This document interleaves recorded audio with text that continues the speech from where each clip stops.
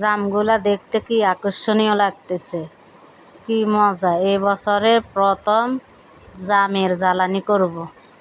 জামটা ধুয়ে পরিষ্কার করে নিয়েছি আগে ভাগেই।